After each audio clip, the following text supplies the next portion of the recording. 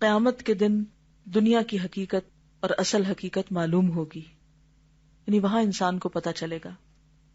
اس دن معلوم ہوگا کہ دنیا میں ٹھہرنے کی مدت کتنی مختصر ہے اور ان کا اصل گھر دنیا نہیں بلکہ آخرت ہے، جہاں انہیں ہمیشہ رہنا ہے. یہی ان کا باقی رہنے والا اور دائمی مکان ہے، ہمیشہ کا گھر. اس دن لوگوں کو اپنے خسارے کا پتہ چلے گا، اور اس دن پتہ چلے گا کہ دار الفنا یعنی دنیا کے مقابلے میں انہوں نے دار البقا یعنی آخرت کو کس قدر نقصان پہنچایا. دنیا میں ہر انسان کچھ بیچتا ہے اور کچھ خریدتا ہے. روزانہ صبح ہوتے ہی اپنی جان کو بیچتا ہے. ہم سب ہر صبح اپنی جان کا سودا کرتے ہیں، اور یہ ڈیپینڈ کرتا ہے کہ وہ دن پھر ہمارا کن کاموں میں گزرتا ہے. ہم اس دن سے فائدہ اٹھاتے ہیں یا نقصان. اب یا تو وہ اپنی جان کو عذاب سے آزاد کرتا ہے یا عذاب خرید. 111 اللہ تعالیٰ نے ایمان والوں سے ان کی جانیں اور ان کے مال خرید لیے ہیں. کیا کیا؟ جانیں اور مال. سوچیے اپنی جان کے بارے میں، اپنے آپ کے بارے میں، خود کے بارے میں. میں اور میرا مال، whatever I belong to, جو بھی میری پوزیشن میں ہے، کیش ہے، کائنڈ ہے، گھر ہے، زمین ہے، گاڑی ہے، جو کچھ بھی ہے، یہ سب کچھ ہم نے کیا تہیا کر رکھا ہے کہ یہ میرا نہیں، یہ اللہ کا ہے، اسی کا ہے جس نے دیا ہے. کیوں؟ کہ ان کے بدلے ان کو جنت دے گا. یہ لوگ اللہ کی راہ میں لڑتے ہیں تو مارتے ہیں اور مارے جاتے ہیں، یعنی پھر انہیں اپنی جان کی پرواہ نہیں ہوتی کہ جان کہاں لگتی ہے، اللہ کے راستے میں کس کام آتی ہے. حتیٰ کہ اگر جان چلی بھی جائے تو بھی ان کو فکر نہیں. یہاں باقی ساری چیزوں کو چھوڑ کر آخری درجے کو اختیار کیا گیا. ایک دنیا میں اللہ کی رضا کے لیے ہم اپنے جسم، اپنی جان لگاتے ہیں، چاہے نماز پڑھنے میں، چاہے کسی انسان کی خدمت میں، چاہے کوئی بھی کام ہم کر رہے تھے، لکھنے، پڑھنے، یاد کرنے کا، وٹ ایور. لیکن کیا ہوتا ہے، یہ جان کو تھوڑا تھوڑا استعمال کرنا ہوتا ہے. آخری درجہ اس کا کیا ہے کہ جان کو اللہ کے راستے میں قربان کر دے ڈالنا. تو اگر کوئی اس درجے تک اپنی جان اللہ کے سپرد کر دے تو پھر وہ باقی بھی دے دے گا. اور یہ اللہ کا پکا وعدہ ہے جس کا پورا کرنا اس نے اپنے ذمے کر لیا ہے. اور اسی طرح مال، ہم اپنے مال کو کن کاموں میں لگاتے ہیں؟ صرف ذاتی آرام میں، ذاتی خواہشات کی پورا کرنے میں، یا پھر اللہ کی رضا اور اللہ کی اطاعت کے کاموں میں، اور خصوصاً اللہ کے دین کے لیے. تورات، انجیل اور قرآن میں لکھا ہوا موجود ہے یہ وعدہ. 3 ریفرنسز. اور اللہ سے بڑھ کر اپنے عہد کو پورا کرنے والا اور کون ہوگا؟ تو مسلمانوں، اپنے سودے کی جو تم نے اللہ کے ساتھ کیا ہے خوشیاں مناؤ، اور یہ بڑی کامیابی ہے کہ تمہاری جان اور مال اللہ کے راستے میں لگ رہا ہے. اس تجارت کا رأس المال یعنی اصل زر اور سرمایہ وہی کچھ ہے جو اللہ تعالیٰ نے ان آیات میں بیان فرما دیا ہے کہ اے مفلسو. مفلس کون ہوتا ہے؟ جس کے پاس کچھ نہ ہو، کیونکہ ہم یہ سب دے کر خود مفلس ہو جاتے ہیں نا. تم یہ تجارت کرو، اور اے وہ لوگو جن کے پاس یہ سرمایہ نہیں ہے اور اس تجارت کی حیثیت نہیں رکھتے ہو، تو ایک دوسرا سرمایہ ہے جس سے تم یہ سودا کر سکتے ہو. اور یہ سرمایہ خود اللہ تعالیٰ بتلا رہا ہے جب کوئی غلطی ہو جائے. اور وہ کب ہوتی ہے؟ ہر وقت ہوتی رہتی ہے. اور کئی غلطیاں ایسی ہوتی ہیں جو کر کے ہمیں خود بھی پتہ نہیں ہوتا کہ ہم غلطی کر چکے. نبی صلی اللہ علیہ وسلم جن کے اللہ سبحانہ تعالیٰ نے اگلے پچھلے تمام قصور معاف کر دیے تھے، وہ دن میں کتنی بار استغفار کرتے؟ بلی میں اپنے آپ سے ایمانداری سے پوچھیے صبح سے اب تک کتنی دفعہ آپ کر چکے ہیں یا میں کر چکی. لیکن کیوں نہیں کرتے؟ کیونکہ پہلی بات تو یہ کہ ہمیں یہ ریئلائزیشن ہی نہیں، یا ہم یہ مانتے ہی نہیں کہ ہم بھی غلطی کرتے ہیں. غلطی ماننا ہی نہیں آتا ہم کو. اگر احساس ہونے لگے نا کہ غلطیاں کرتے ہیں تو ہر وقت جھرجھریاں آتی رہیں اور توبہ توبہ کرتے رہیں. پھر کئی مصنوعی طور پر، آرٹیفیشل طور پر تسبیح اٹھا کے آپ بیٹھیں گے، استغفر اللہ استغفر اللہ استغفر. اور وہ تو ویسے ہی صرف زبان کی ایکسرسائز ہے، بغیر سوچے سمجھے اگر آپ کر بھی رہے تو. توبہ صرف وہ کرتا ہے جسے اپنی غلطیوں کا احساس ہو، شعور ہو، جو یہ مان جائے کہ میں غلطیاں کرتا ہوں، مجھ سے ہوتی ہیں، مجھ سے بہت غلطیاں ہوتی ہیں. کیونکہ جب تک یہ کیفیت ہوگی نہیں نا تو وہ توبہ یا استغفار اندر سے نہیں نکلے گی. تو جنت کا سودا کرنے والے کیا کرتے ہیں؟ اپنی غلطیوں کا احساس کر کے توبہ کرتے رہتے ہیں. اب ہر شخص اعلیٰ ترین مقام پر تو نہیں پہنچ سکتا کہ جان دے دے، لیکن یہ جو شعور کی کیفیت ہے، آپ دیکھیے وہ جو پہلے بات ہوئی تھی انہوں نے اپنے آپ کو بلا دیا تو اللہ نے بھی بلا دیا. لیکن یہ جو اہل ایمان ہوتے ہیں یہ وہ ہوتے ہیں جنہوں نے اپنے آپ کو نہیں بلایا، انہیں اچھی طرح احساس ہے کس بات کا کہ وہ غلطی کرتے ہیں. سوچئے صبح سے کوئی غلطی ہوئی، کتنے ہی لوگ ایسے جن کی فجر کے لیے آنکھ نہیں کھلتی اور انہیں احساس بھی نہیں ہوتا کہ وہ غلط کر رہے ہیں. ہوتا کیونکہ اگر کوئی ان سے کہہ دے کہ یہ تو بہت بڑی بات ہے، بہت بڑا جرم ہے اور اس کی سزا بڑی سخت ہے. معراج کے موقع پر جو آپ کو دکھائی گئی تھی کہ ایک شخص کا سر کچلا جا رہا تھا اور پھر وہ دوبارہ صحیح ہو جاتا، پھر کچلا جاتا، تو کیا بتایا گیا تھا کہ یہ شخص کون ہے؟ جو فجر کی نماز کے وقت سویا رہتا تھا، غفلت کا شکار تھا، اپنے آپ کو بلایا ہوا تھا، اس میں سو رہے ہیں، بھولے میں خود کو، سوتے ہوئے کو خود کو یاد رکھ سکتا. لیکن جسے شعور ہوگا، احساس ہوگا کہ نہیں اتنے بجے تو اٹھنا ہی اٹھنا ہے، ہر قیمت پہ اٹھنا ہے. تو یہ احساس کرنے والا اور نہ کرنے والا برابر نہیں ہوتے، یہ دونوں فرق ہوتے ہیں. اسی طرح اور کوئی بات سوچیے جس کو ہم غلطی کہیں کہ ہاں ہم سے یہ غلطی ہوتی ہے. مثلا کوئی ایسی بات کر دینا جس سے کوئی تکبر کا اظہار ہو، اور مس بہیو کرنا، دوسروں کی دل آزاری کرنا، وقت ضائع کرنا، اور ویسے جھوٹ بولنا، مذاق میں جھوٹ بولنا. کتنی دفعہ ہم مذاق میں جھوٹ بول کے کوئی اگر ہمیں احساس دلا دے کہ جھوٹ بولا تو ہم کہتے ہو I was kidding، میں تو بس مذاق ہی کر رہا تھا. اس کے بعد ہم کہتے ہیں تو استغفار، شکریہ آپ نے یاد دلا دیا، اس کے لیے تو ہلاکت ہے جو مذاق میں بھی جھوٹ بولے. کبھی کہا ہم نے اس وقت، کبھی احساس بھی ہوا کہ ہم نے جرم کیا، ہم نے غلط کیا؟ احساس ہی نہیں ہوتا. توبہ کہاں سے کریں گے؟ اور کیا قصور ہوتے ہیں جن کا ہم احساس ہی نہیں کرتے، بھول جاتے ہیں. آپ غیبت کرنا، ادھر کی بات ادھر، چغلی کرنا ادھر کی ادھر، دوسروں کے عیب تلاش کرتے رہنا، تجسس کرنا، یہ کیا بات کر رہا ہے، یہ کہاں جا رہا ہے، یہ اس پرچے میں کیا لکھا ذرا میں پڑھ کے دیکھو. جی ڈیوٹیز پوری نہ کرنا، اپنی ذمہ داریوں کو پوری طرح نہ نبھانا، فضول باتوں میں اپنا وقت ضائع کرنا. جی آپ دوسروں کے بارے میں ویسے ہی رائے کام کرنا، بدگمانی سے کام لینا، نباد ظن اسمن، چیزیں ضائع کرنا، پانی ضائع کرنا، بجلی ضائع کرنا.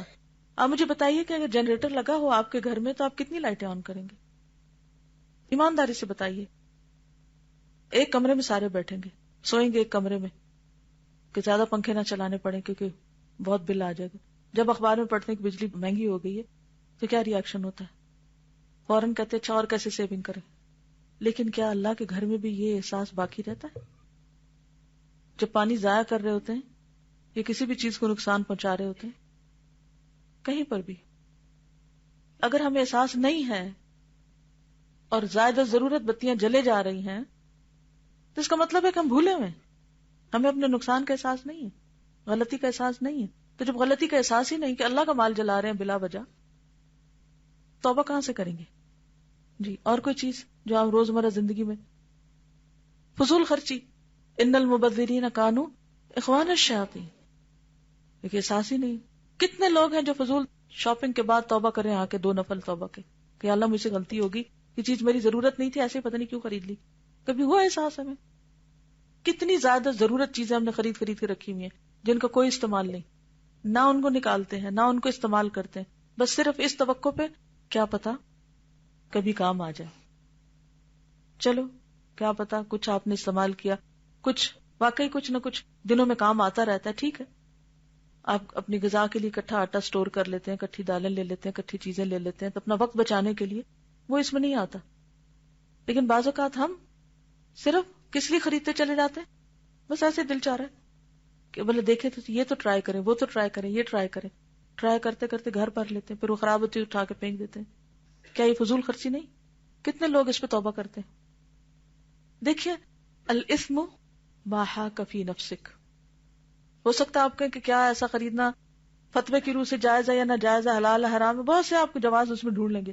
لیکن کسی بھی کام کے کرتے وقت اگر آپ کا دل کھٹک گیا، الارم بج گیا تو اس کا مطلب ہے کہ there is something wrong. جو اپنے آپ کو بھولے نہیں ہوتے وہ فوراً اس کی آواز سن کے اللہ کی طرف لوٹتے ہیں، توبہ کرتے ہیں. اور جن کو احساس ہی نہیں، شعور ہی نہیں، تو وہ دلیلیں تعویلیں ڈھونڈنے لگتے اپنے غلط کام کے جواز کی. جی ہر چیز میں کوئی نہ کوئی نیگیٹو تھنکنگ، نیگیٹو چیزیں نکالتے رہنا، ایب جوئی کرتے رہنا، اپنی باڈی لینگویج سے تکلیف دینا.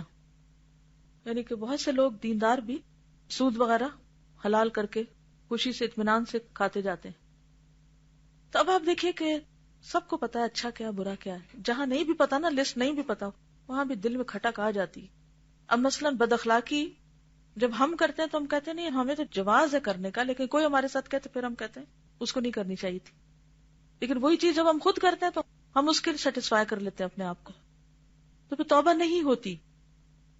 اچھا ایک اور بات یہ کہ یہاں یتوبون نہیں آیا، شروع میں آپ دیکھیں فعل استعمال ہوا ہے، یہاں کیا ہے؟ اسم فاعل استعمال ہوا، یعنی ان کے اندر استمرار ہے. وہ ایک دفعہ نہیں کر چھوڑتے، بس کرتے رہتے ہیں، کنٹینیوٹی ہے ان کے اندر.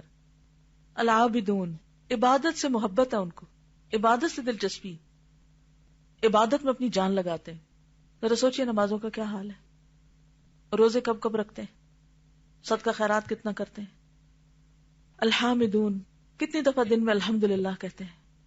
السائحون، روزہ دار بھی مانا ہے اور دوسرا مانا کیا ہے؟ سیاحت کرنے والے، یعنی فی سبیل اللہ نکلنے والے. الراکعون، رکوع کرنے والے، یعنی نماز کے اندر بھی رکوع اور ویسے بھی عاجزی. الساجدون، سجدہ کرنے والے، یعنی اللہ کو سجدہ کرنے والے، اللہ کے آگے جھک جانے والے سے نماز میں بھی اور اللہ کے احکام کے آگے بھی. الامرون بالمعروف والناہون عن المنکر، اس میں بھی تو اپنی شامت آتی ہے نا. جب آپ کسی کو نیکی کا حکم دیتے ہیں تو لوگ آپ کے پیچھے پڑ جاتے ہیں، یہ بھی تو جان کھپانا ہے نا. جب تک لوگوں کا غم نہیں ہوگا دل میں تو آمرون بالمعروف کیسے ہو سکتا ہے؟ لعلک باخع نفسک علی آثارہم ان لم یؤمنوا بہذا الحدیث اسفا، یہ بھی تو ایک غم ہے نا، یہ بھی تو جان گھلانا ہے. جس کے اندر یہ تڑپ ہوتی ہے صرف وہی امر بالمعروف کر سکتا ہے. اگر میں اپنے لیے یہ کام پسند نہیں کرتا، جہنم میں جانا پسند نہیں کرتا، کسی کو بھی جانا پسند نہیں کرتا. والناہون عن المنکر، اور برائی سے روکنے والے. والحافظون لحدود اللہ، اللہ کی حدوں کی حفاظت کرنے والے. اللہ کی حدیں کون سی ہوتی ہیں؟ لکل ملک حمن وان حم اللہ محارمہ، جتنی بھی چیزیں اللہ نے حرام کی ہیں وہ ساری کیا ہیں؟ حدود ہیں. تلک حدود اللہ فلا تعتدوها، جتنی دفعہ قرآن مجید میں آتا ہے. تو ان حدود کی حفاظت کرنا، حرام چیزوں کے قریب نہیں جانا. زنا تو بہت بڑی بات ہے، اپنے نگاہ کی بھی حفاظت کرنا، کانوں کی بھی حفاظت کرنا، زبان کی حفاظت کرنا حرام باتوں سے. والحافظون لحدود اللہ، کہ نہیں یہ رستہ اللہ نے منع کیا، ادھر نہیں جانا، یہ کام نہیں کرنا. وبشر المؤمنین، اور بشارت دے دو مومنوں کو. 11 اے ایمان والو، میں تمہیں ایسی سوداگری بتاؤں، ایسی تجارت بتاؤں جو تمہیں دردناک عذاب سے بچا لے. کیا ہے وہ؟ اللہ اور اس کے رسول پر ایمان لاؤ اور اللہ کی راہ میں اپنے مال اور اپنی جانیں لڑا دو، یہ تمہارے حق میں بہتر ہے بشرطے کہ تم سمجھو. جانیں لڑا دو سے مراد صرف یہاں اپنے آپ کو، یعنی کہ وہ صرف جان دینا ہی نہیں مراد، بلکہ تجاہدون فی سبیل اللہ باموالکم وانفسکم. یہاں پر بھی آپ دیکھیے کہ اللہ تعالی جان اور مال دونوں کی بات کر رہے ہیں. ہم جب کوئی دین کا کام کرتے ہیں تو ہمارا ایٹیٹیوڈ کیا ہوتا ہے؟ کوئی بھی دین کی خدمت جب کرتے ہیں، کسی کو بھی کوئی اچھی بات بتاتے ہیں، کسی بھی طرح دین کے کاز کو سپورٹ کرتے ہیں، تو ہمارا رویہ کیا ہوتا ہے؟ جہاں تک ہمیں ناگواری نہیں ہوتی اور ہمارے نفس کو خوشی حاصل ہوتی رہتی ہے ہم کرتے رہتے ہیں. جہاں کہیں ہمارے نفس پہ کوئی چیز بھاری ہوتی ہے تو ہم اس کو چھوڑ دیتے ہیں.